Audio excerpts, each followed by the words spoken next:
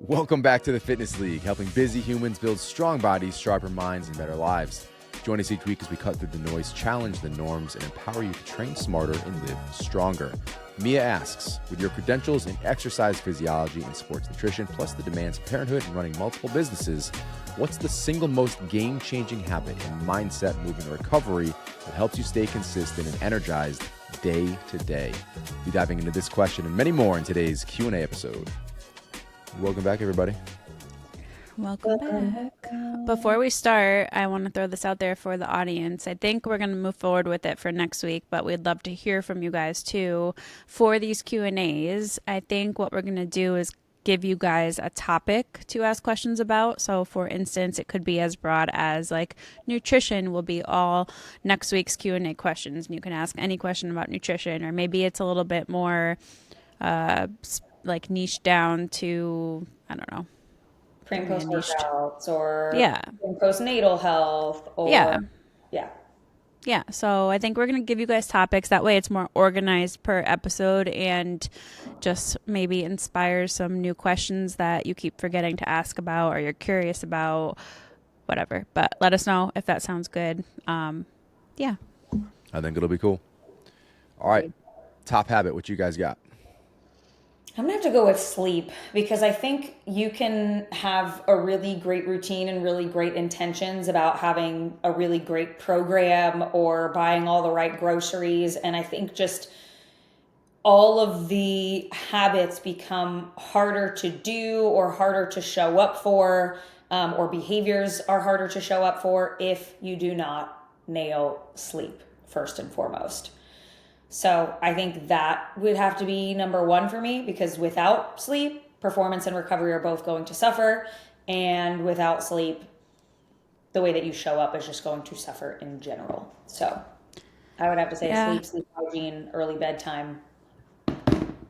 I agree. I think for me, sleep is definitely up there, but also I have to pick two, because sleep and nutrition really go hand in hand for me. When my nutrition is off for even just a day, I notice such a difference in my energy levels, in my digestion, and just everything. And when I say off, I mean just like maybe, I don't know, we were at the beach all day, or like, we were out of our norm, and I just have not been eating enough protein, enough fiber, my typical meals that are very just full of plants and color. I notice such a difference. So I notice as much of a difference when that's off as I do when sleep is off. So for me, those two things are like top priority. 99% of the time, I'm doing all that I can to keep those consistent. I'm going to agree on the Joelle front with sleep. I'm going to go in a little 5-degree different angle here, though. For me, it's the reading before sleep. It's the 2 minutes before bed at a minimum. That is the one thing I think I have done. I don't think I've missed a day in over a year, whether we're traveling. I bring books to your house when we're down there. Like, it's just the thing that I go to sleep with. I do my typical routine. Sometimes I miss the supplements if we're traveling. I don't bring everything, but it is always a book. It is always at least 2 pages, usually more than that. But that's a thing that you're currently consistent with. She asked, what is the one habit that helps you stay consistent and energized? Does the reading contribute to the way that you show up and have energy and consistency in other areas of your health? 100%, because without that sleep, my next day is shot. So if I don't do that thing, so we'll talk about, what's the best morning routine. In theory, the best morning routine is your evening routine, because you're going to set yourself up for success the night before by going to bed at a consistent time, getting enough sleep, being able to rotate through your different sleep cycles so you are recovering. So for me, that's the thing. Like, that is the foundation setter. It's the book. It's the 2 pages before bed that sets my bedtime routine, that allows me to fall asleep quickly, to stay asleep. Just sleep overall is optimized, and then I can go crush the next day for the most part. Obviously, certain things can still throw me off, but that's the one thing I've been consistent with, and that's because it is the tone setter. If I don't do that, like, I don't know if I'm afraid of it, but I know it's a significant change to my bedtime routine, which is going to destroy my next day. And if I wake up and I'm not ready to rock and roll, like, it's rocky for the whole team. Yeah, even if we watch a movie before bed, which is very rare, but like last weekend, I think it was, you put on a movie or we put on a movie or it's YouTube or something, you will still read a little bit, even if it's later than usual before we go to bed. That's been my thing. Like I need that creative expansion. So we have not really touched Netflix. There hasn't been anything good on there, but I'll watch different types of YouTube videos. Like I'll watch the Nick Bear vlog, and then I'll go watch some travel vlog. Plug Los LeBlanc has been my go-to for that one, the one that you didn't like, but just like different visual aspects, kind of get that inspiration and just like kind of unplug and just like, this is cool, this is fun to watch. But at the same time, like even if I'm like, damn it, I shouldn't have watched like 2 videos instead of the 1 15-minute video, I'm still reading 2 pages. Like that's still going to happen no matter what. I have a question that has come up. I think it came up on one of your posts recently too. And it came up with me talking more about our night routine and how we go to bed early and like just with different lifestyles out there. How will you handle an early bedtime when Kai is a teenager, Cora is a little bit older, they are just staying up later because they're older? What does that look like? When they're teenagers? Yeah. You're going to be self-sufficient. I trust you. Okay. How about like preteen or like, I guess they'll still be going to bed early at that point. Well, there'll be a period. The hardest part is going to be when we're going to bed at the same time. Like if I'm going to bed earlier, like I can go to bed whenever I want. That's what I'm asking pretty much. Like how when we're going to bed at the same time, when we're awake. Yeah. What is that like? Do you ever think about that? Sometimes. I think there will be this kind of unwind period where we all go to our rooms and like it'll be in half an hour before bed. If they're picking up on our habits and like they're not annoyed by them, but like, oh, I see mommy and daddy do this. When I do this, I feel good. When we're out later, like I realize I don't feel so good. Like it's not annoying. It's not like we're up all night watching movie marathons. Like that's not what we do in this household. We eat dinner, we take our walk, and we unwind. We take a shower. Cora has been telling us, mommy, I'm tired. Daddy, I'm tired. You want to go to bed? She literally asked. So she's to like, go to okay, bed. well, let's go to sleep. So they're already kind of in that mindset, in that routine. And if they keep that up, like it's not going to be a thing. If they want to stay up a little bit later, I will trust them to do so. Obviously age dependent on what exactly that looks like. But if, like I said, going back to that hardest period, if we're going to bed at the same time, like we'll probably just have this, okay, we're all going to sleep in 30 minutes. Everyone go to your rooms, pick a book, relax, put your nightlight on, hang out, put some music on. But I want everyone, shutting down 8:30, 9 o'clock, whatever it is. And kind of get that unplugged time. We are already at a point where we've basically lost our identity as ourselves and as a couple. It's just mom, dad, and business owner mode for this phase of life. Yeah, and this season is hard. I accept that grind. I see it is temporary, but the payoff will be worth it. I think we're doing a lot of things to establish a foundation for the future, and I believe in what we're doing. So it's really, really hard. But there will be a light at the end of the tunnel when we can reap the fruits of our labor and move forward from there. So I don't see it getting much harder than this. There was something that I wanted to add, less about sleep, but it made me think of the kids growing up and getting older and like how we'll handle certain things. Obviously, we won't know until we're in it. But I had heard something a while back. I actually don't even remember where. I might have been listening to some sort of parenting podcast. And whoever it was talking about how once their kids had cell phones as teenagers, which I know we will be putting that off as long as possible. But once their kids had cell phones, they were only allowed to use their cell phones in a common room of the house. Yep, like the living room. You could scroll and be on Instagram or whatever in the living room with the family. Once it was bedtime or you're going into your room for anything, the phone is not allowed in the bedroom privately with you. And I was like, I love that. Throw it in a lockbox. They're not bringing their phone into bed and scrolling till 2 a.m. Like phones are not in the bedroom. You can use your phone. Anything that you're doing on the phone, if you can't do it publicly in front of the whole family, then you shouldn't be doing it, basically. These kids are going to be going back to Playboy magazines. Poor guys. I saw something else along the same lines that some families have a separate cell phone that acts as the home phone, and it stays in the kitchen on like a little ledge, so you hang up the phone. But before they're able to have their own phones, or like they can even take this family phone if they have sports practice and need to call you or whatever, but it's the family phone and it stays in that common area. You don't bring it into your bedroom, because that's really where the trouble starts to happen. Bring landlines back again. For real, though. Bring a landline phone back again. I just saw a news story this morning that was, it was talking about, I think in maybe Maine was where it was happening, but there was a mom of a little girl. She has a 10-year-old, and the 10-year-old, there's like a group of 10-year-old friends that were all begging their parents for cell phones. So the mom's like, I'll tell you what, we'll get a landline. This is what we used to use. Like, this is how you call your friends or your family or whatever. And she got like 20 other families on board with getting a landline in the home. And now all the kids just like call each other on the landline, and it's in the main room, and the parents can hear the conversation if they need to. They're like back to memorizing their friends' phone numbers, like how it was when we were kids. And I was like, I love that. Mia, you didn't realize what you were biting off when you asked this question, but I'm going to take it on another tangent. Really. We've gone on a I tangent think here. we're going to go full society shift with all this AI coming out, the cell phones becoming a problem, kids being depressed. We're going to swing all the way back, or in the previous direction of we move forward by going backwards.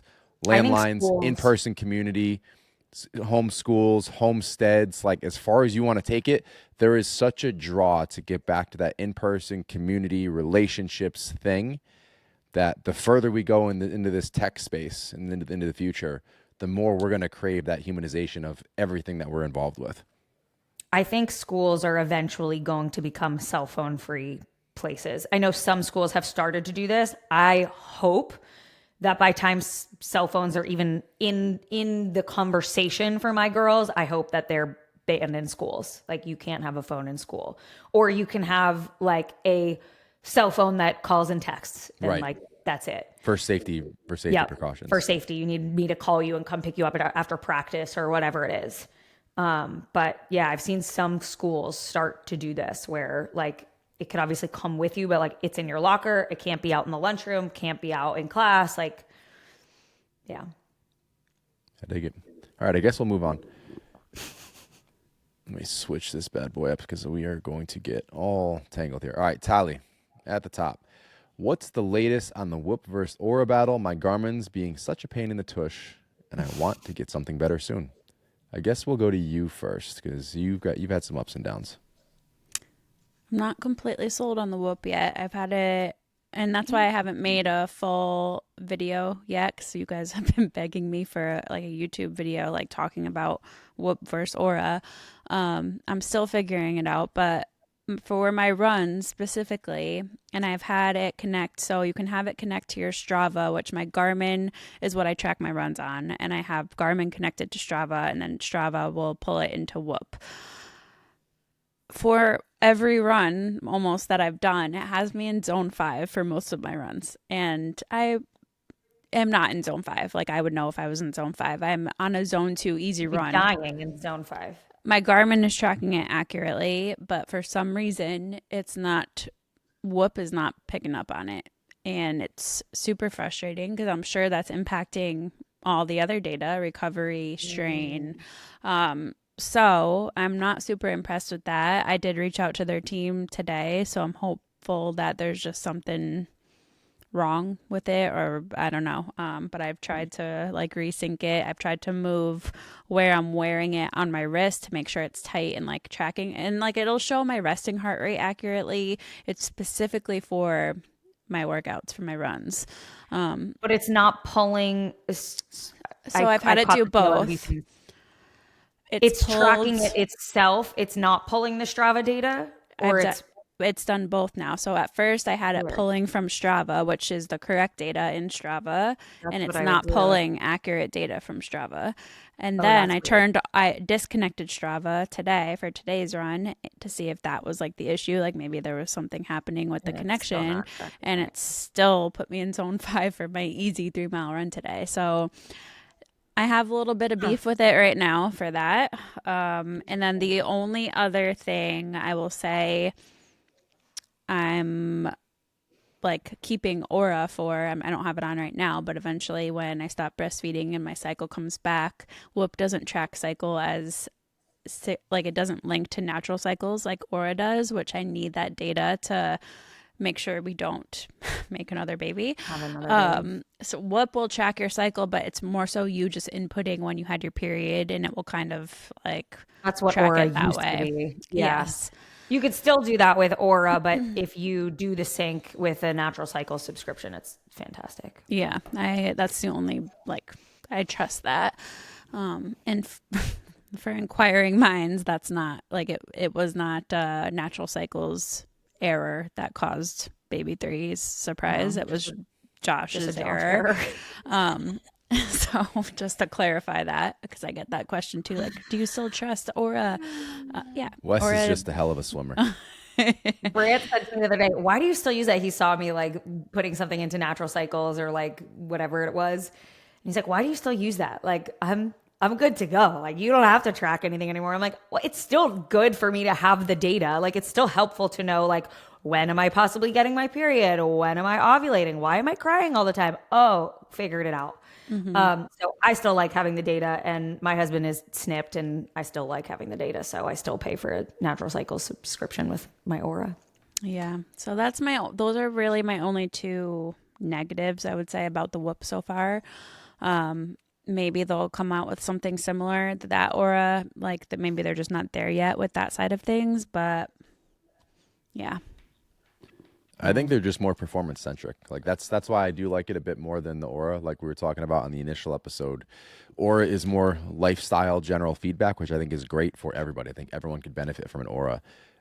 Whoop, I'm enjoying just the performance metrics, the things that I'm doing that are improving my overall health. Like it gets more granular.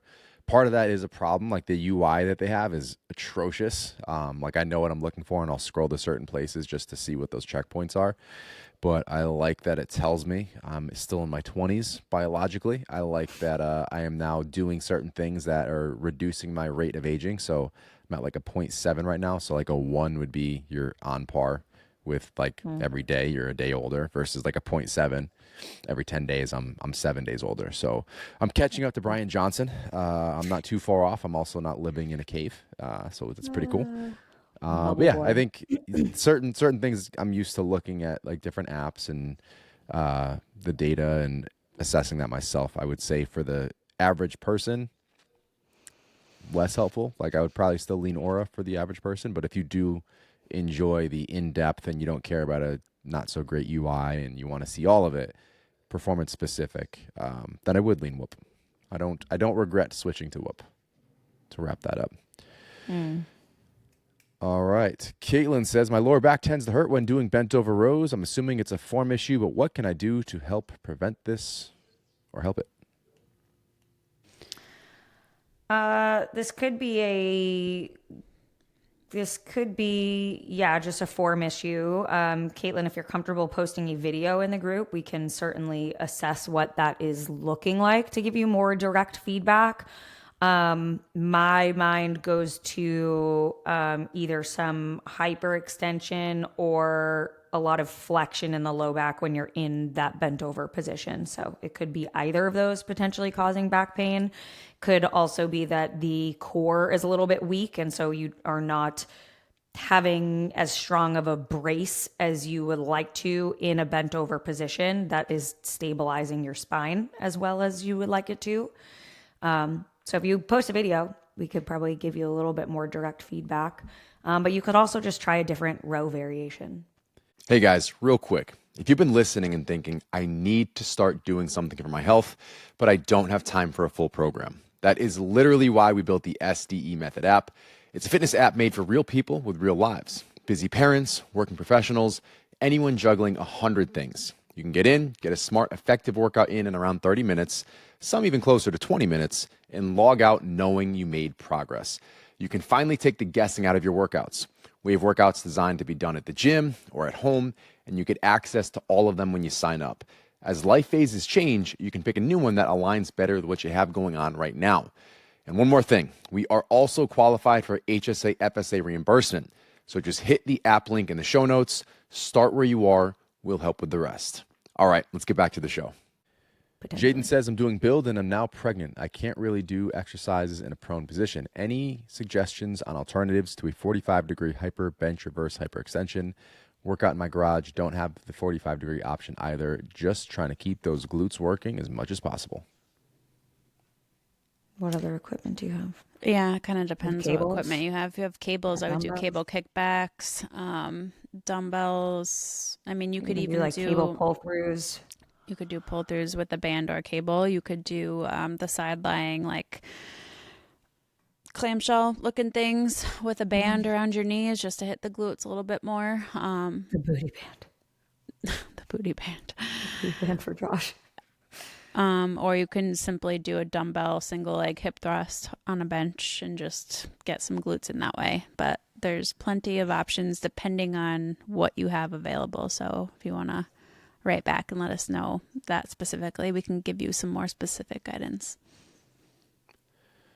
Madison says, this may have been asked before, but what are things we could be doing best to prepare for trying to conceive/pregnancy? My husband and I have a bit more time before we want to start a family, but want to prepare my body the best I can leading up to that.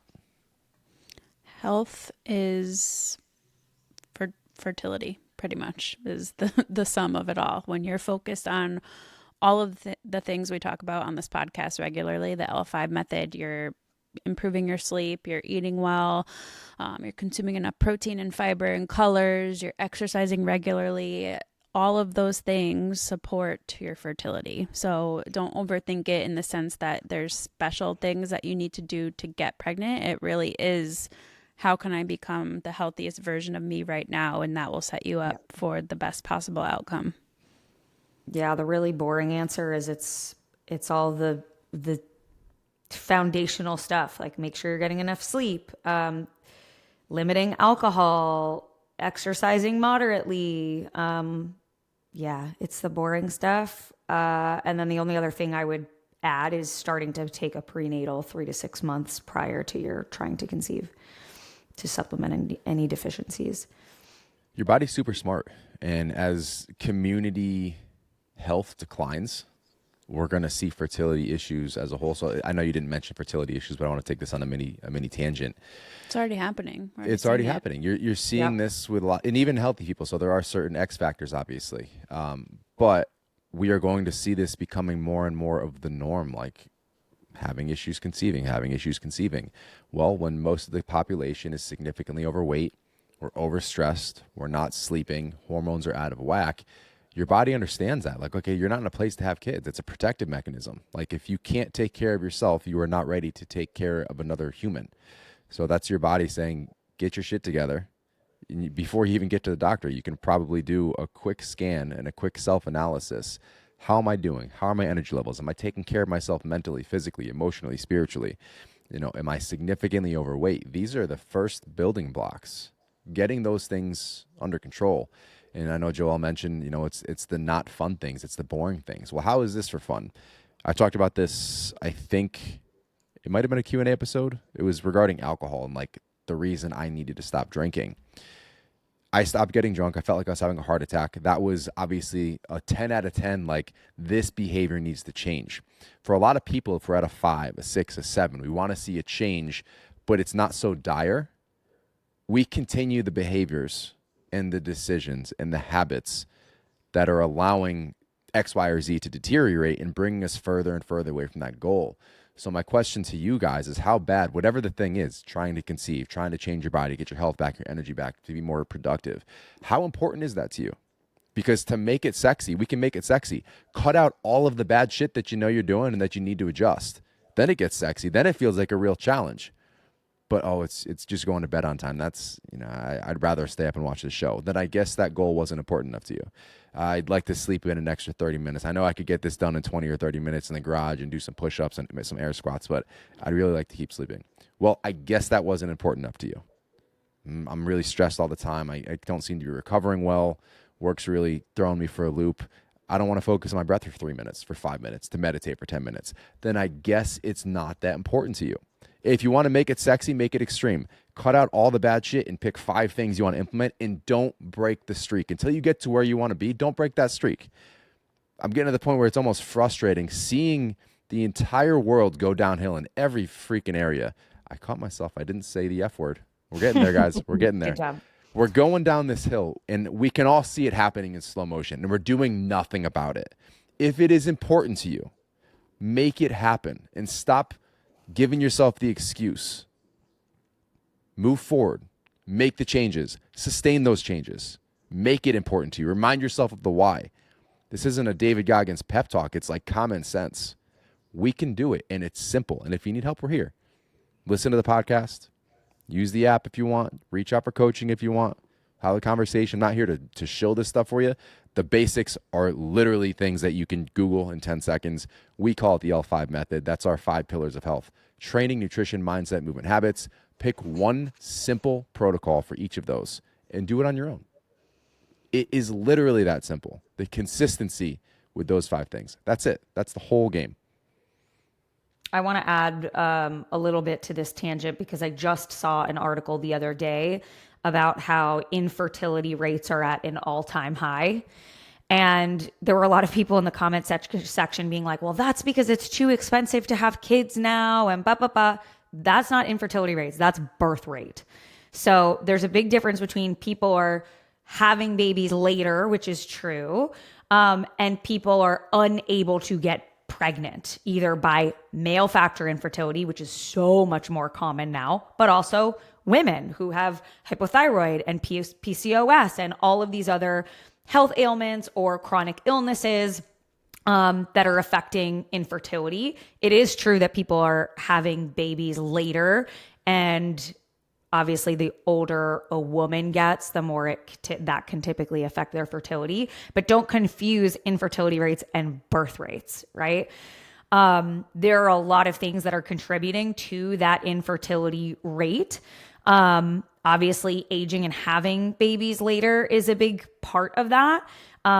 But when I had looked into this further, it was a lot of lifestyle and health condition related things. So rising rates of obesity, rising rates of metabolic disorders, that's going to contribute to both males and females through different levels of like hormone disruption and impaired ovulation or impaired sperm quality because of your obesity or your low testosterone levels from not taking care of yourself. And that's not to say that like if you have PCOS, that automatically means you don't take care of yourself, or if you have endometriosis, that automatically means you don't take care of yourself. I'm not saying that. Those are definitely challenges that can be contributors to fertility challenges. But there is a big role in lifestyle behaviors when it comes to fertility. Not always. I really, really, really don't want to make this like a shame game. You guys have had your own infertility issues before. And Alessandra, I remember even people coming at you being like, you're too healthy, you're too lean, you exercise too much. That's why you're not getting pregnant. And typically that's not the norm, and nor was that your issue to begin with. I know when you got pregnant with Cora, it was like the most running volume you were ever doing. You were in probably the best shape of your life. Then round 3 again, you were in fantastic shape when you got pregnant with Wes. But my point there is that we have rising levels of obesity, rising levels of metabolic disorders. We are more inactive than we've ever been and less healthy than we've ever been. And it is no surprise in that sense that then infertility rates are higher than ever. Yeah. And then there's a lot of other things contributing to that, like endocrine disruptors. And that's a whole separate thing of, like fragrances and the soaps that you're using and the products that you're using. And that's a whole other thing. But those are potentially contributing factors to low sperm counts or hormonal dysfunction, having those endocrine disruptors like the PFAS, PFAS, BPA, phthalates, blah, blah, blah. I will say in this, who knows, there's a variety of factors, but when we had Cora and then soon after I had Wes, I had overcome a lot of health issues. You've been pretty great across the board. But the only thing I really shifted was kind of our environmental stuff and being very aware and like almost not to a fault, but like less forgiving as far as what we were going to allow into our circle of what we eat and what's around us, and like changing certain things like that over. And I won't dive too deep into that, but that was like the one additional shift we had made around that time, was just environmental exposure to certain things. So take it all for what it's worth. Not saying it was one thing or the other, but by the time we had Wes, I think we were both probably in the best health of our lives, and we were just creating Olympic swimmers, like I said. So I take no blame. We're grateful that that sweet little boy is here. Literally. Take no blame. No, I just want to throw in too that I agree with everything you said, Joelle, and Josh. Oh, now I completely lost what I was going to say. Oh, I was going to say that infertility in itself, like it's people use that word as like a blanket word, and it is so individual. Like for us, we had no issues getting pregnant. We got pregnant 3 times. It was me staying pregnant. So I think that's completely different than somebody who like cannot even get pregnant in the first place, and it is such an individual thing. So you can't, like, people will come to me for advice on it, and like I kind of just, I don't want to say I send them away, but like that's A, not my area of expertise, and B, like I can only speak for what we went through. And in retrospect, like looking back at our journey, I agree there were some things we shifted a little bit, but we've always been very healthy comparatively to the general population. And I think, you know, looking back, our first 2 losses were, 1, we had COVID during one of them. 2, we recently got the COVID vaccine, which we know is not even a necessary thing at this point. Did that play an impact? I don't know. Will I ever know? No. But like, you have to kind of look and see at, like, it's more than just what's going on in your body. Like, we kind of have to factor that in. And doctors say that it wasn't an issue, but again, we don't know. We don't know yet. So were those 2 coincidental to that? Were it caused by that? Maybe, maybe not. Was the 3rd one just a random miscarriage that just so happened to happen that way? Maybe. So maybe it wasn't necessarily infertility, secondary infertility, but just bad luck, bad timing, things happened, and that's just how our cards played out. So all that to say, if you're going to start trying to have a baby soon, don't overly stress yourself out either. Like, I feel like if you hyper focus on like all of the extra things, it could almost stress you out more that you don't get pregnant because you're stressed. So like, go into it, focus on your health, be a healthy, happy human. And if you need to focus on those other things later because things aren't happening, so be it. But don't stress yourself out before you even try. Like, what do you say all the time? Don't borrow worry. I do say that. I still don't know what that means. Are you being serious? Yeah, I asked you once. You were like, don't borrow worry. And I think Alessandra was like, that's one of my favorite things you say. And I'm like, I don't get it. I thought I explained Don't it. stress. You did, and I still didn't get it. It just doesn't stress about the doesn't future. resonate for me. It's the stress of the stress is more Doesn't do stressful it than for the me. stress of the thing you're worrying about. You should just say That's that it. then. That's a lot of words. Just don't borrow worry. It's way cleaner. I'm just, some things, some sayings resonate, some don't. Don't take it personally. I'm not. I'm letting you Just know. That's what doesn't- it means. It doesn't hit for me. Jenna says, I asked this over on Instagram, may have been a little distorted. I have 2 daughters, 14 and 4. We prioritize protein and fiber. I'm trying to raise them to have a healthy relationship with nutrition and learn balanced nutrition. My girls are really good about listening to their body, knowing when they need more vegetables, when they're truly full, etc. My oldest is a competitive dancer, dances anywhere from 3 to 5 hours, 3 to 4 days a week. Then we will take a family walk with her with us on her off days. Are specific protein goals important at this age, or am I overthinking it?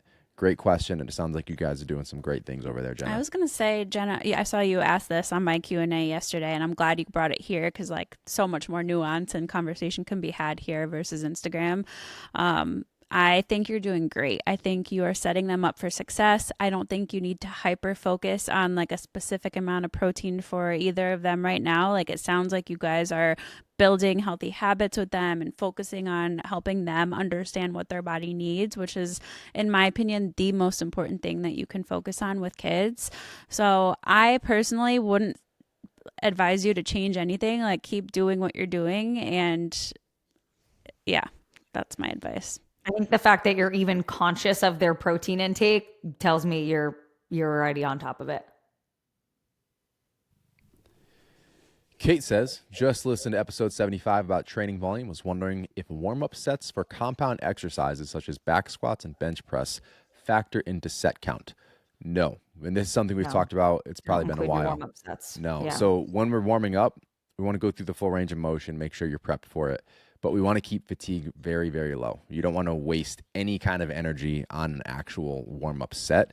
So if we're doing, 3 sets of 135, obviously this is, subject to each person individually, but 3 sets of 135 for 12 reps prior to going into it, and you're working out at 185, that's way too much volume.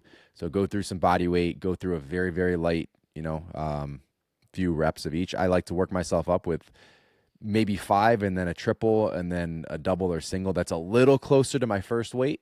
That's kind of how I go about it. I don't waste a ton of time and I don't waste any energy on my warm-up sets. I want to make sure my nervous system is primed and ready to go so I can tackle that first set full force. But no, warm-up sets do not count as your working sets for set count.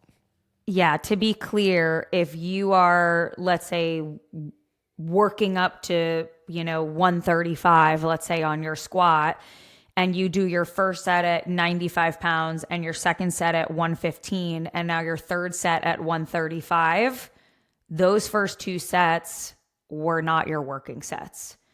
So those should not count. I think that's a big mistake I see people make, is all of your working sets should be that RPE 9, let's say, that we're programming for, or an RIR of 1 to 2, that reps in reserve that we're looking for.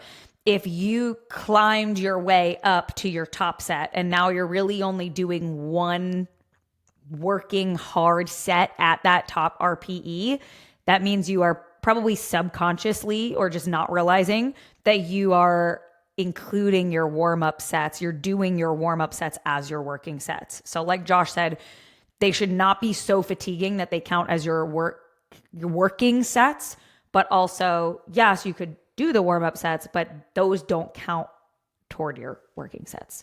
Your working sets are your top heavy sets that you are at max RPE and RIR. Bridget asks, when I finish 1 month of move and go on to the next, should I be keeping the same weight I had for a similar movement in the previous month, or should I go back down and build up weight over the new month? So the beautiful thing about how we program with RPE is it's auto-regulation. So what does that mean? It really depends on how you recovered that day, what you're capable of that day. Did you run before? Are you lifting at 5 a.m. versus 5 p.m.? Like all of these things that are technically like our life factor into how you perform in your lifts that day. So you're never going to get, unless you're a beginner, it's going to be a linear trend upward as a beginner. But if you're somebody who's been lifting for more than a year or two, you're never going to get to a point where you're constantly just adding more and more and more weight, because we would all be super, super strong and like maxing out at ridiculous numbers. So it depends on what rep range is programmed. It depends on if it's a similar exercise, it still could be a variation of that exercise. So it might yield a different weight because it is a variation of that exercise. For instance, like back squats versus pause back squats. A pause back squat, you're likely not going to lift as heavy as you would a regular tempo back squat. So all of these things play a role. But so I guess to answer your question, it really just depends on what is programmed, what rep ranges I have programmed, what the actual exercise is. But no, you don't need to just start at whatever weight you finished a similar exercise at from the previous one, if that makes sense. It's also like if we're changing rep ranges, that's obviously a factor. But just to answer the question at a core, I know you did a very great in-depth answer, but if we're moving ourselves down in weight purposely, we're just giving ourselves an easier starting point so that we can move the weight up over time. So the goal, the objective with any program is always to push yourself to that level that we have prescribed. So it's typically an RPE 9 on every single set. So it's not let me scale back so I can see the weight go up. It's let me take this to a 9 and let my body adapt over time. That is the principle that we're striving for every single week, every single workout. Jordan would like to know who hurt Alessandra with this August build program. She's halfway through the first leg day and she has to peel herself off the MFing floor. I hurt myself with this one. I don't know what I was thinking, but I guess I was thinking that we all just deserve some really nice glute gains in August. So you're welcome. Thank you. I am not doing build, by the way. You're welcome. I just started programming for September because I like to do it ahead of you guys. So I'm not saying it will be ahead of me. We know. Joelle likes to send it in right at the buzzer. Hey, can you throw this in there, please? August 1st. Hey, did you finish writing Muscle Mommy yet? September is a little bit of a change up as far as, I mean, maybe it'll still feel like death to some of you, but that's the beautiful thing about it being a 4-week program, though. You get to crush it for 4 weeks. By the time your body adapts, we're starting something new. Yeah. On week 4, when you're finally not sore from that exercise. New program. Jen has a couple questions for us. First one is for Joelle. Red light therapy question. Is it only beneficial when it's actually reaching your skin? I've had some people sitting in front of it fully clothed versus some using it in a bathing suit. I assume it needs to actually be reaching skin.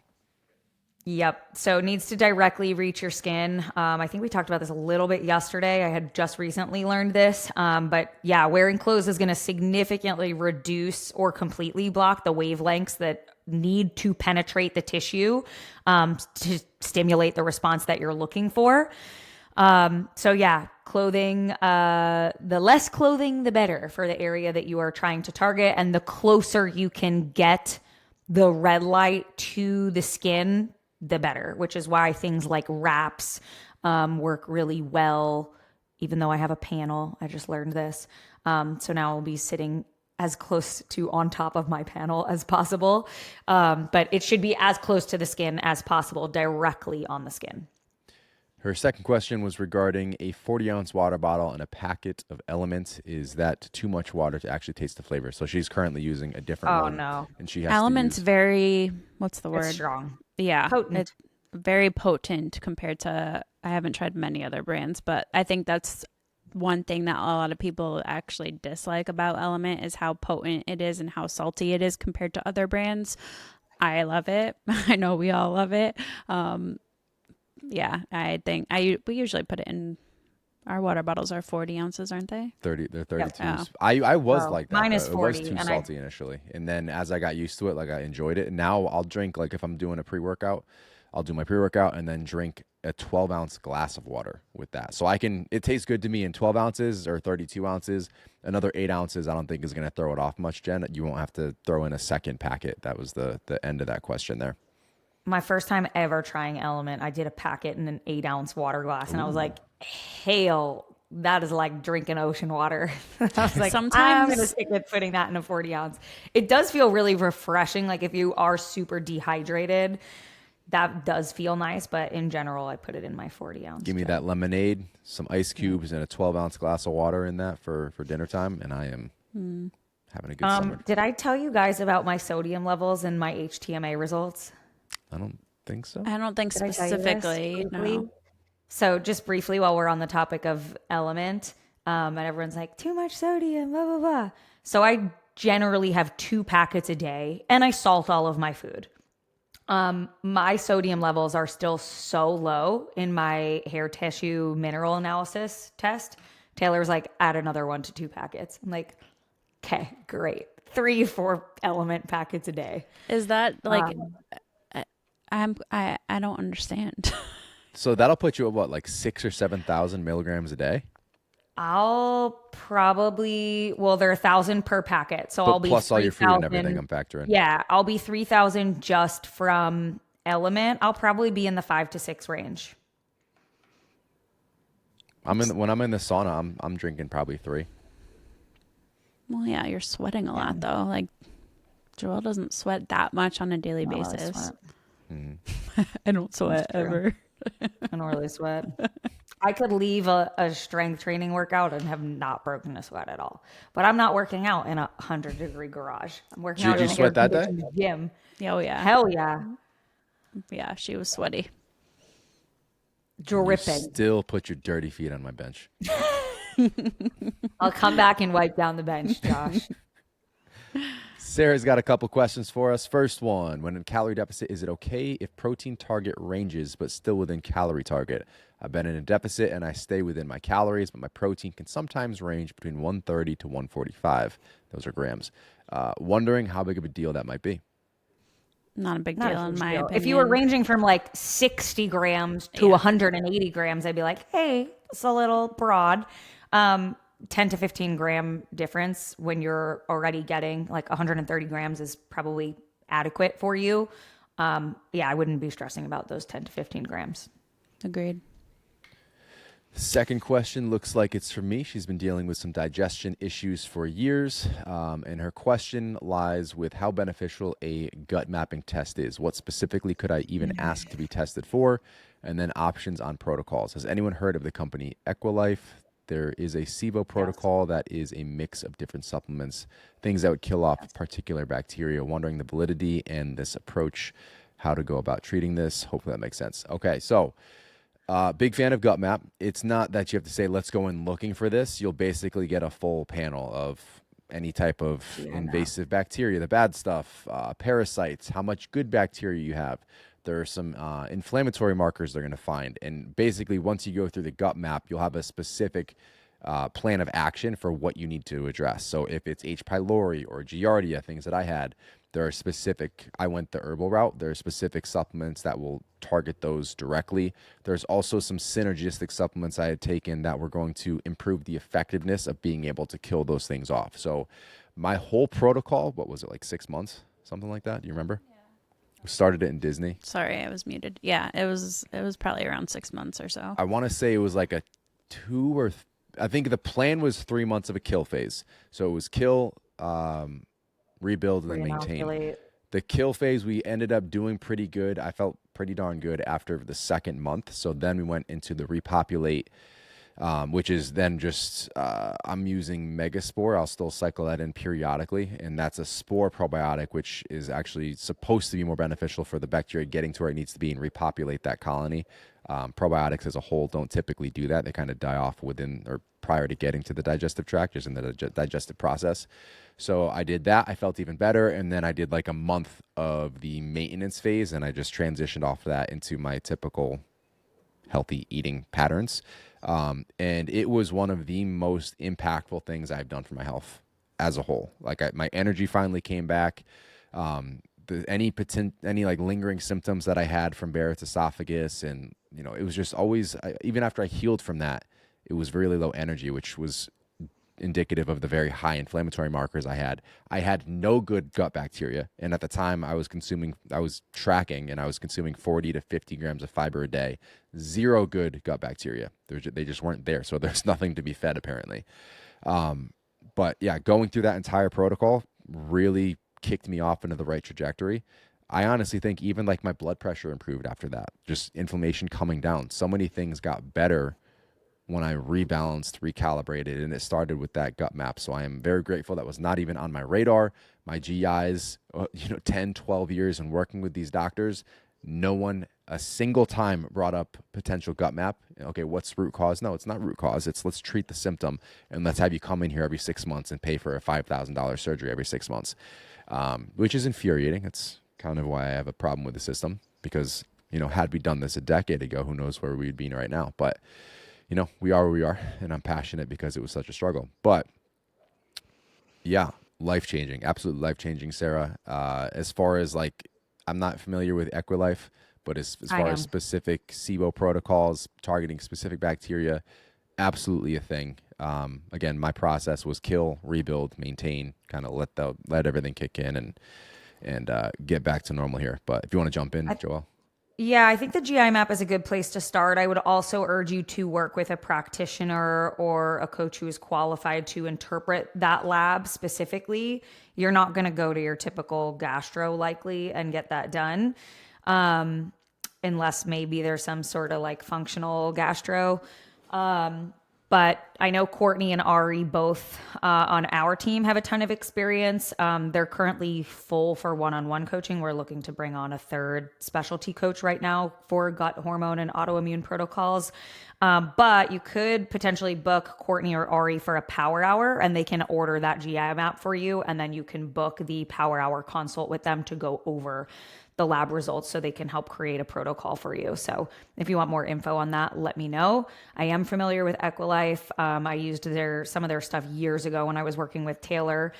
But I'm not keen on anyone just like going onto a website and ordering a gut protocol without knowing what you're looking at, what the results are, because sometimes those supplements can do more harm than good if you're guessing. So test, don't guess, and then come up with a plan with someone who's qualified to do that, who can prescribe what you should and shouldn't be doing. 1,000%. I was working with Danielle for this one, and she was awesome. I'm working with Jamie now for the continuing stuff that I'm dealing with. But I would not attempt this on my own to start. I will say is, like, if I feel myself kind of coming down, I don't retest. I actually do order another month of the kill phase, and then another month or two of the rebuild phase. Just the stuff that I had taken, because I assume those are the things that I'm going to be more predisposed to have come back. And it's worked. I've done that a couple times, and I feel good. So I'm happy with that process. Everything starts in your gut. You know, we haven't done a huge deep dive on gut health. Maybe we're due for that one. It's been a while. But yeah, mental health, physical health, energy, mood. That was my biggest thing. Like, just being tired all the time, being in a crappy mood, like that starts in your gut. People don't realize that. It wasn't just being a dick. I was having a hard time for a little while there. So I'm about to start a new protocol with Taylor, so we could do an episode on that. Yeah, absolutely. Be doing with that for sure.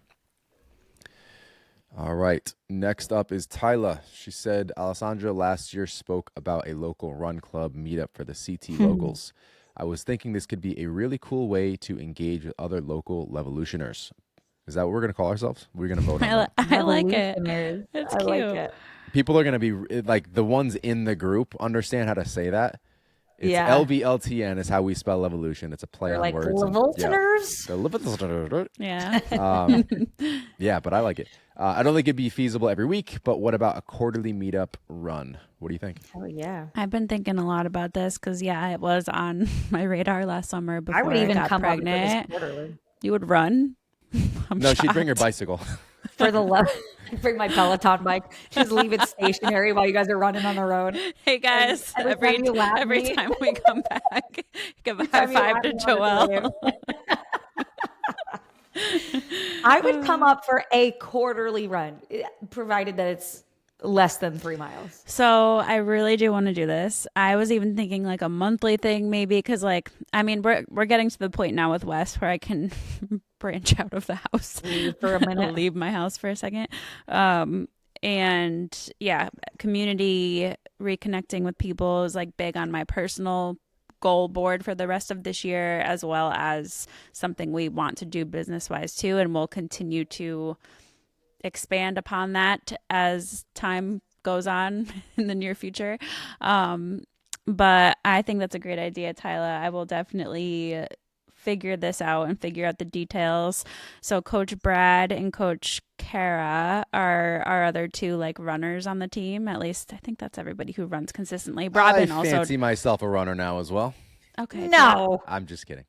Absolutely not. I'm just kidding. I won't let that slide. I could do a 5K. That's Brad has done a marathon. Kara does triathlons. I don't know. She hasn't done a full marathon, maybe a half. Robin Also. She's still early postpartum, so she's not running yet. But Brad reached out to me and was like, can we get some cool running hats, like how they're called, like the CLA. I don't know how to say it. CLA hats. They're like the typical running hats you see. They're like light running ones. Alyssa wears a lot of them. Yeah, they're like kind of a flat brim, but they're very flexible. Isn't it weird how dorky things are cool now? Like, that is a dork hat. Josh used to make fun of me, like when I first got one. They are dorky looking. They are dorky, but they're cool. Like, they're cool dorky. What if I wore that and put on the BPN mustache? Would you still find me attractive? You already have a mustache on your face. Okay, I have a beard. Well, it's part of your The beard. mustache is connected to I'm the saying beard. if I shaved it and just I wore that hat and just had the mustache. I'm already attracted to you, so shut up. My point was I ordered a couple Evolution hats that are runner hats. I like Oh, good. did some research. We don't have them on the printable, Printful. printful, whatever.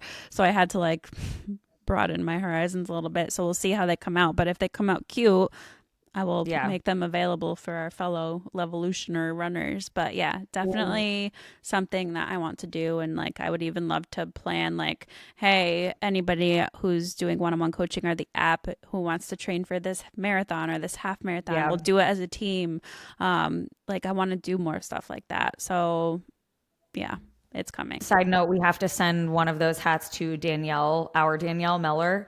Oh, okay. She just signed up for She's doing an ultra, right? an ultra, and she's like, Joelle, please promise me one thing, that I will be swagged out in Levolution stuff when I do my Okay, run, deal. my ultra run. It should be So I was coming like, in noted. I soon, will get you so stuff. I'll get her one for sure. She's like, I want a Levolution shirt and a Levolution hat and a Levolution. I'm like, done. Say less. I got you.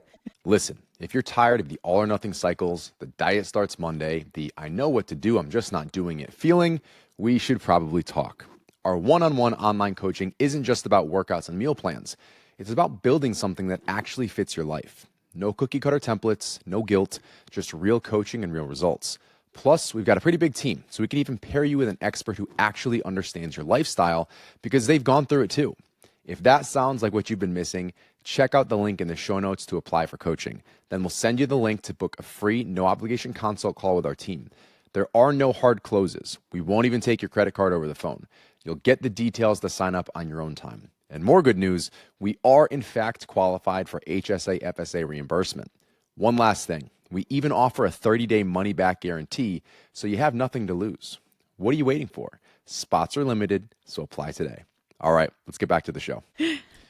Would it be as enjoyable or community inspired to do like hikes? Virtual like run. Oh. a virtual? No, that's weird. There, you could do like virtual races where everyone like at the same time, the same day, you like run a virtual race. There's Yeah. a way to do that. No, But talking I about- want the route I you want were the going, community sorry. to come back in person a little bit What if we too. did like cool scenic hikes at different places throughout? New Like a England? meetup kind of thing. Yeah. Yeah. I'm game. We still got to get the team on a Tough Mudder. Not many mountains on Long Island, but I'm game. Well, when we go to Vermont or New Hampshire, wherever we go this fall. So, yeah, you guys, we would love to like just meet you and like do cool stuff together. All right, Me comment and this Alessandra might episode. be doing a Petula meetup It's too in the future. Don't even Well, that tease would that because they had never Well- reached out to us. We're We not pitched it. We haven't we heard pitched back. it. We're not quite cool enough to get an answer, but maybe. It's because you guys Already keep talked to my pronouncing the girl. P. That's a different company. Tula is skincare. And actually, I saw some Tula tea that they got rid of their like athlete stuff. So people who have been working with them for like 10 years, they're like, yeah, your link's no longer commissionable Tula or with a something. T. Yeah, the The skincare, skincare. brand. Yeah, that they That were like, sucks. you could still give people your code, but you won't make commission on it anymore. And Oof. some of their sponsored people were not happy. Well, Yeah, rightfully so. Yeah. So comment this episode. Do you guys want the race? Do you want some hikes? Should we do a Tough Mudder together? Let us know. Throw it up on Spotify. Suggest that. Joelle is inspired. Madison says, when I do cardio, it's primarily Peloton. Hey, Joelle. But Atta with the girl. nicer weather, I've been running, doing sprints. See, she's expanding her horizons. Occasionally, but not structured. I know that for strength workouts, you always talk about following a structured plan. I do build. But is it the same for cardio, or is it okay for it to be random, assuming I have no specific cardio or running goals? I have If you have thoughts. no- I have thoughts Okay. before you dive Go in. ahead. I'm going to say it's okay for it to be random. However, for running specifically, do not run a mile today and run 7 miles this weekend. You don't want to increase that much too soon. You need to stick with the 10% rule to avoid things like shin splints, injuries. You don't want to just dive in and do random things in that sense. But to your point of what I think you were going to say, Joelle, like it's fine to train at random and not follow a specific plan per se when you don't have a specific goal, but I just want to make sure you don't injure yourself by doing too much too soon. Yeah, if your goal is to be able to run a marathon, you're going to need to be strategic about that, and you're going to have a program to follow. That's where you couldn't afford for things to be super random, but she straight up said, assuming she has no specific cardio or no specific running goals, then like, yeah, you could do some runs, you could do some biking, you could do a whatever HIIT class. Yeah, you could definitely change up the cardio that you're doing. Zeph has 2 questions. I'm going to jump to the second one first because there's a little bit of a funny story there. Is adding salt to my water enough or the same as electrolytes? What are some alternatives? I heard mustard and pickle juice. Thoughts? Ugh. So I had done a Tough Mudder, my second Tough Mudder, with some friends. What was this? 2, 3? It's been a while, huh? 4 years? I was How long pregnant. ago? I was pregnant with Cora, so A couple years 3 ago. years ago, 2, 3 3 years summers ago. And we were dying. Our legs are cramping up. In like the last race that I had done, it felt like my femurs were going to snap. Like they were that bad. So we're going up this hill. People see us struggling, and it's such a great community when you're doing these races. And they hand us like a dozen mustard packs. I'm like, what the heck am I going to do with this? So we throw down a few. Cramp's gone within like 3 minutes. We're powering up that hill. It was pretty nuts. So I don't know if you want to be chugging mustard on your run or whatever else is going on. I mean, it's smart. It's a small little thing. It's packaged individually. It will get the job done. Is it the most tasty? Debatable. But I mean, as far as efficiency, that works. I would drink pickle juice, but ketchup or mustard, hell no. You could see I'm the opposite. Nobody said ketchup. Not pay. Well, just ketchup, and I loathe ketchup, and but ketchup and mustard are just in the same category for me of repulsiveness. See, I'm not drinking pickle juice. Do you eat burgers or like hot dogs? With I no mean, ketchup. I haven't had a hot dog since I'm a child. But if I just ate a cheeseburger on Sunday. Like plain? Yeah. Talk about serial killer activity. That's above silent workouts. Don't you know about my absolute disdain for ketchup? I knew about that. Oh my God. The smell alone. Huh? My kids must make you want to vomit when you're eating around them. They'd swim in the ketchup. Do your kids eat ketchup? Yeah, they do. No? It's not offered by me, but if it is offered to them by someone else, they will say yes. But I don't offer it because I don't want to clean it. I don't want to touch it. I don't want to wipe it off of them. I don't want to smell it. It exists in my house because Brant occasionally uses it. Poor guy. But my kids are used to dry chicken nuggets, dry French fries. Bad mommy. That is mean. Get them some barbecue at least. They don't know anything else.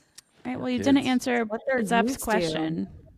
Oh, yeah. What was the question? So are there any should you drink alternatives pickle outside juice? of mustard and pickle juice? Is it the same as electrolytes?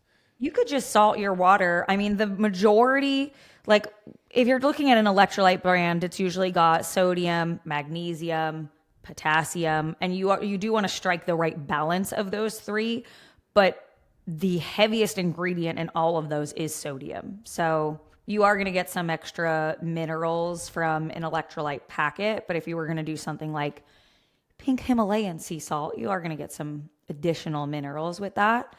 But I would say it's probably mainly the sodium that you're benefiting from. All right. First question. Can y'all provide more info on the differences, benefits, and negatives to plant-based protein, vegan protein, whey protein, etc.? I enjoy plant-based, but it's not heavy and typically single to 2 ingredients. Just feels cleaner. Can you give any anecdotal evidence of results that you saw or felt between the different types of protein? I personally dislike vegan proteins. I don't like how the texture mostly. I've had them before. It's not my personal favorite. Whey isolate is my go-to, and I think that's what Legion is, right? What we get, the isolate one. Yeah, it's an isolate. Yeah, I just prefer that one taste-wise, and yeah, that's just my preference. Yeah, my personal favorite is the whey isolate, like Alessandra said. There was a time where I was using plant protein when I was going through some gut protocol stuff and limiting dairy. But in terms of just efficiency. If you don't have a dairy issue, whey is it's just more beneficial generally. It's higher in leucine, which we need for muscle protein synthesis. It's a complete protein. Not all plant proteins that you're getting are going to be a complete protein, having all 9 of the essential amino acids that we need. The whey, especially whey isolate, is going to be really fast digesting, which is great for recovery. And whey is just really, really well studied, and it's got a really high bioavailability. But if you have an issue with dairy, if it causes you digestive discomfort, sometimes there's other things in it that tend to cause digestive discomfort too, just like the sweeteners that they use in it or something like that. I know some people who will use the plant protein just because they tend to have less fillers and sweeteners than the whey proteins. If So that's the one there's- thing that's holding you back, ProMix is a good brand. I think that limits a lot of that stuff. I've used their stuff before. I'm a fan of them too. So if you're like really like hard pressed on you don't want a protein with a ton of ingredients or any sort of sweeteners, I think they just use, what is it? Is it stevia that they use? They use, I don't even know what they use. Yeah, It's just monk very like, I think maybe they have 3 to 5 ingredients max and it's all just basic. So if that's like the one reason why you're using the vegan one, then you could try something like ProMix. But I will say it is pricier because you're paying for that quality. But even like Yeah. those who do have stomach discomfort from a typical whey, isolate is easier on the stomach. Yeah, because they take out the lactose. So that's another option. More expensive, but if you can swing it, you're Yeah. getting the best of all worlds there. It's going to be your top option, And if you most are- effective. If you are going to use plant, look for one that has all 9 essential amino acids. That's a complete protein. So it's usually a blend, like you might see pea protein and rice protein and hemp protein and pumpkin seeds all mixed into one. I know I'm pretty positive. I'm pretty positive that Legion's Plant Plus protein is a complete amino acid profile. I have a hard time but believing not- they wouldn't make it a complete. Yeah. But not all plant proteins are created equal. And Forget they're not all. usually I would say most are not. Most are not Yeah, complete protein. Most are not, and they're just a little grittier, like Yeah. grittier and texture earthier. I don't know. Then again, I drink matcha, so Alicia wants to know what the best tips are to get your first pull-up postpartum. So pull-ups, Joelle. I had a funny pull-up story when I read this question. You are How not long- nominated for motivational speaker of the How year. long by the has way. it taken you to get your first pull-up, Joelle? Well, your first one is different than like repping My them out, first I will one? say. That I don't remember. I don't remember how long ago I was able to do like my first pull-up. I have a much easier time with like a neutral grip pull-up than a wide grip pull-up personally. I know that's not everyone's experience. I think I just have weird shoulder blades anatomically that don't move as well as I would like them to, and I have strong biceps, and so the neutral grip allows me I'd to say just that's be stronger in common that for position. women. Yeah. But there was a girl at the gym that came up to me when I was doing sets of pull-ups the other day, and I was so flattered and so honored. She was like, "Can I just ask you?" Like pulled out my headphone. She's like, "Can I just ask you how long did it take you to be able to do pull-ups like that?" And I didn't want to let her down and tell her it's been 15 years. But the reality is it's taken me a long time to be able to do sets of pull-ups. Like I would say for a while, it's like you could do 1, then you could do 2.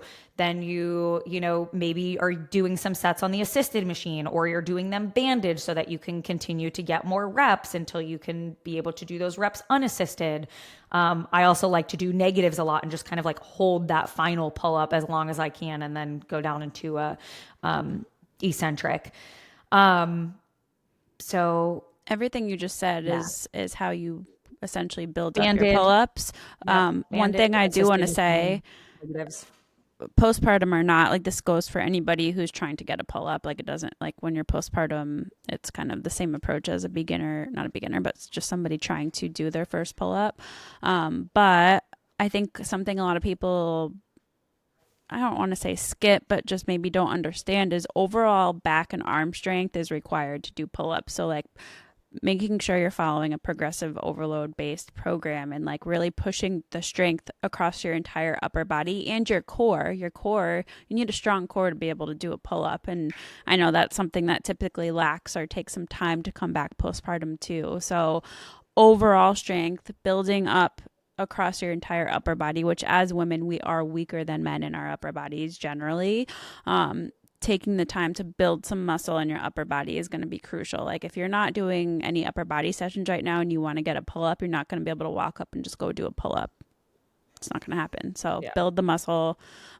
Negatives are great. Using bands, even if you can do maybe like, this is a tip I like to give somebody who can do 1 or 2 pull-ups and you're having trouble getting more, is to put weight on those 1 or 2 pull-ups and kind of progress those 2 and then try to get a few more body weight after that. But what else? Another exercise that I like to do is like if you use a squat rack and put your feet on the bench and kind of set the bar up so that you can kind of sit on the ground and reach up for it and kind of do a modified pull up. And the reason why I like those is because you can control how much weight you put into your legs. So if you like shift your weight so that more of it's on your upper body, you're using more of those muscles versus like putting most of your weight on your legs as a beginner and using that as assistance. Yeah, those are my top tips, but it does take time. It's going to take focusing on it and implementing them in probably all the programs that you do month after month. It's not going to be something where you work on it for a couple weeks and it just happens.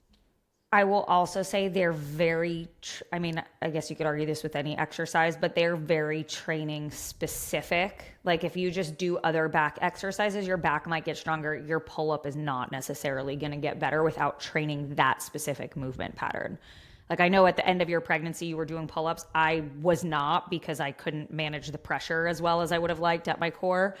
And so when I started doing pull-ups again postpartum, it was, they took a hit. That was my first pregnancy. I remember doing and especially post C-section with my first, coming when your core is sliced open, like coming back and doing that first assisted pull-up, I was like, whoa, like.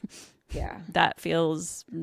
I would say I was doing like 1 or 2 when I first started them postpartum, like sets of 1 or 2. And now I could do sets of 8 to 10. So, but I'm 2 years postpartum. Right. Time, people. Time and steroids. Chelsea if says, I was doing steroids, I'd be doing sets of 20 with a 45-pound plate strapped onto me. Chelsea says, if you're short on time, is it better to do 1 set of the exercises prescribed or pick a couple of exercises and complete all the sets for just those? Chelsea, it's going to depend on what program you're following. So let's say you're doing something in the app. I would, a couple different options here. You could stick with the compound movements. So your chest press, your pull-ups, your squats, depending what the exercise is. I don't necessarily have a problem with any of these options. If we're doing 1 set of everything, taking that to failure. If we're picking a few, we're going to be the most efficient with the ones that we're picking.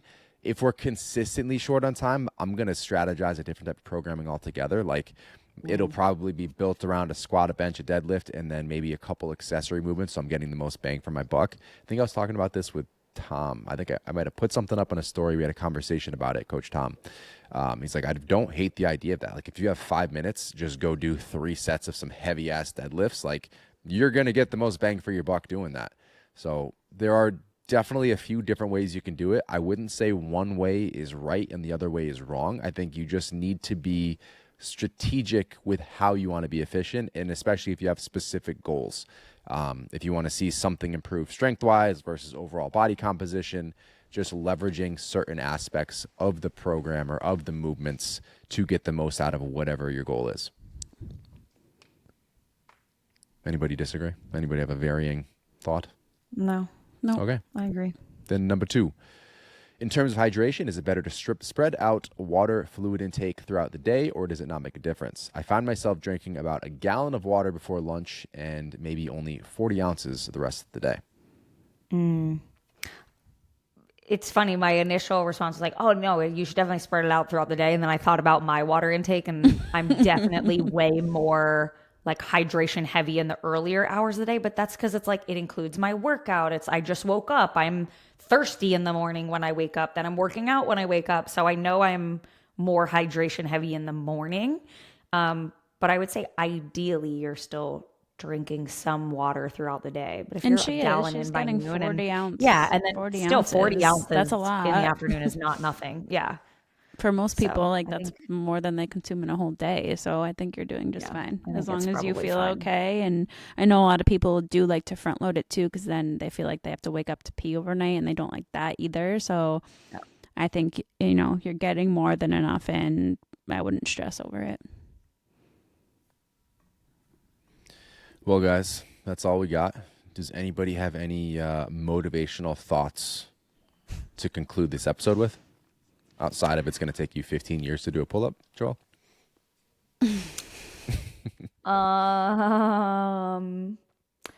I'll leave off with a motivational thought because I was thinking about this morning as I was writing it on Instagram. I started to write on my Instagram stories like I didn't want to be here at the gym this morning. Where am I anyway? I'm here at the gym this morning. And I started to write, show up and do the things, show up and do the hard things even when you don't want to. And I actually went back and erased it and wrote, show up and do the hard things, especially when you don't want to. Because I think there's a difference between the message of show up even when it's hard and show up especially when it's hard. That would be a cool video of you erasing it and rewriting it, like over top of your shoulder. I'll have Clary come in and film that. In your little journal, and you're Can't like, figure it out myself. I like that. Yeah, but that like true story of as I was typing it out this morning, I was like, it's not about doing it even when, it's especially when you feel like that. That is what separates you. The times that you show up when it is especially hard. That is your differentiator. I like that. It's easy to show up when you feel great. It's really easy to show up when you feel great. It's harder to show up when there's a lot of shit going on and you don't feel like doing it and you do it anyway. Do it anyway. That's kind of the theme when I was talking about, stop negotiating with yourself. You said you're going to do it. Just get it done. I like that. I like it a lot. Well, guys, we're going to wrap up this conversation with a reminder that change doesn't come in one big moment. It's built in the ways you keep showing up. Take what you learned today and build the best version of yourself for tomorrow. Where can they find you? I'm at Alessandra Skutnik. At Joelle Samantha. At Josh Skutnik. Everything else you need is linked in the show notes.